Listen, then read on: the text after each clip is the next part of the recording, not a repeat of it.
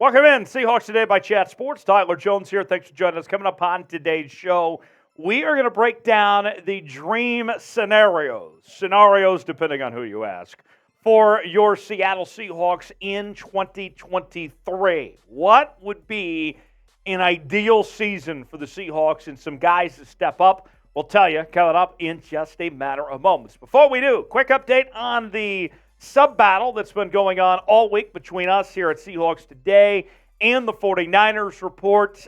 It is coming down right down to the wire, folks. Niners Report got a little bit of an edge. They've picked up 88 new subs. Seahawks Today, we're at 75. So still more work to be done before we call it a week. And let's see if we can end up in the win column, taking down the 49ers Report and get some good vibes going for the 2023 season. I know the year hasn't started yet, but we might as well sub for dubs already. If you want the Seahawks to win the division and to take down the 49ers, sub for dubs right now. For the latest happenings in your favorite team, subscribe today, youtube.com/SeahawksTV, and turn on notifications so you never miss a moment. So I have 5 scenarios that I've come up with of ideal situations for your Seattle Seahawks this year, of some things they need to accomplish to take that next step. It all begins at the quarterback position with Geno Smith. Last year was fantastic for Geno Smith, winning the NFL's Comeback Player of the Year award and becoming a Pro Bowler. All of that was really good for Geno Smith. And then as he entered the offseason here in 2023, we saw Geno Smith, according to reports, pick up right from where he left off, that he was putting the work in the weight room, and that he was looking really good in these off-season activities and practices. All of that had looked fantastic for Geno Smith of what he had done at this point in time. But now can he build upon what he did last year? Obviously, last year was awesome from Geno Smith with what he put together with 30 touchdowns, 11 interceptions, nearly a 70% completion percentage. That would be, I think, a solid season if he did that again. But can he improve on that? Can we see that touchdown number come up? Can we see him take care of the football and bring the turnovers down a little more as well? If he just takes another step forward, that'll go a long ways for this football team. We already know this receiving core is going to be much improved. The backfield is improved as well. Now, if Geno can take that step, everybody gets better if Geno gets better. So, let me ask you this. Will Geno Smith have an even better season in 2023 than he did in 2022? If you think so, type Y for yes. If not, that's fine. Tell me why you feel one way or the other. In for no, weigh in the comment section or pin comment today. You might get an ad break, so take advantage of it. Get your votes in. Y for yes, in for no. Will Geno Smith have a better season in 2023 than he did in 2022? Let me know. Next on our list involves guys staying healthy. And obviously, this is beyond their control. But nonetheless, we can send some good vibes their direction. Jamal Adams and Jordyn Brooks both need to stay healthy. Both of them coming off of injuries. And we're still waiting to see when their return will be. There is optimism within the organization that both guys are going to be back before the season begins. But it's not just about these guys getting healthy, but staying healthy.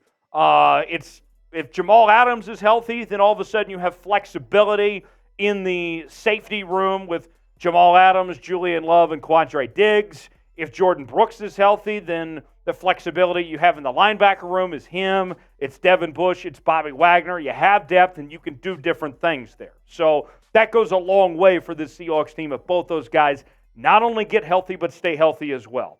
The last update we heard from the Seahawks organization. Let's tell you this as far as where things stand right now in regards to these two and getting back on the football field. Pete Carroll said there is no firm timetable on the returns of safety Jamal Adams and linebacker Jordyn Brooks, and that they won't have a timetable for 6 to 8 weeks or so. Still, both players are going well in their rehab and have their sights set on being ready for the regular season. So we shall see. We play the waiting game at this point in time. Number 3, from Jamal Adams, staying in the secondary. I think for the Seattle Seahawks, we call this a dream scenario. This might be an expectation for some people. The Seahawks have the best secondary in the National Football League. Bar none, the best secondary. Let me show you piece by piece. Let's start with the corners, then we'll go to the safeties.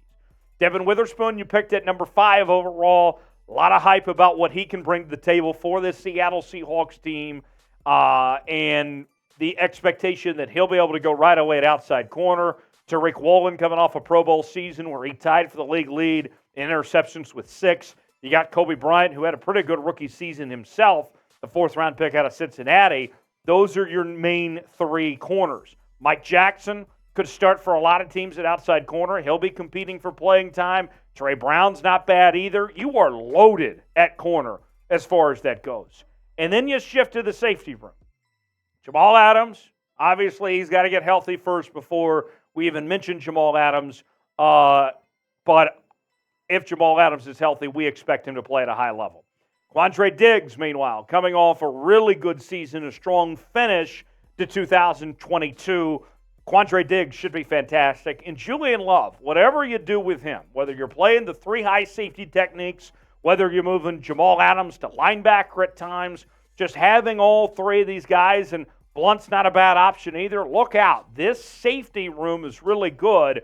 You combine that safety room with the corner room, watch out. It feels like the second coming of what we saw years ago of some sorts. I think that realistically that's what you're looking at with this group, that there should be an expectation of excellence when it comes to this secondary room, both with the corners and the safeties all around as far as I'm concerned. Got a great deal that we're offering Seahawks fans right now. The hat and shirt combination, not one or the other, but both are on sale now for $23.99 at chatsports.com/12combo. It's a great deal. I mean, you could pay $23.99 in some places and be just getting a T-shirt or just getting a hat. With us here at Chat Sports, you're getting both. So why would you not get this now and have it in time for football season, folks? Hear me out on this. You got to have this. I'm telling you, folks, you won't want to miss on this opportunity to get this now while supplies last. It's only going to be for a limited time. $23.99 Seahawks shirt and hat combo at chatsports.com/12combo. Get yours now while supplies last. Next up is DK Metcalf. And I'll be honest, things have been a little bit quieter for DK Metcalf this offseason, comparably speaking to last offseason when we were waiting to see when the extension was going to get done for DK. He's been paid now. He is paid like a top wide receiver. And he had a very good year last year, and he's had a good start to his career the last 4 seasons. But now can DK Metcalf take that next step to go from a really good receiver to a great receiver and join the ranks of the top 5 receivers in this league and be an all-pro? We know that he is built like Megatron and looks the part. But can he take that next step? And he should see less double teams with Jackson Smith and Jigba involved in this offense and more guys for Geno Smith to throw the football to. But this needs to be a step-up season for DK. I know that he's been good, but I think there's still room for another step further for DK as far as I'm concerned. And I believe that he can get there and he can do it. What do you guys think? DK Metcalf, he will be an All-Pro this season.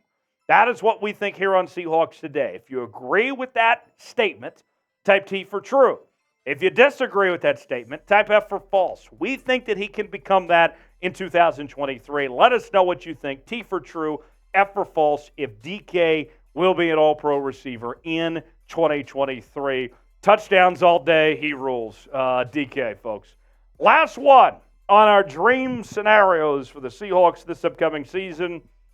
The biggest problem for Seattle in 2022 was the run defense.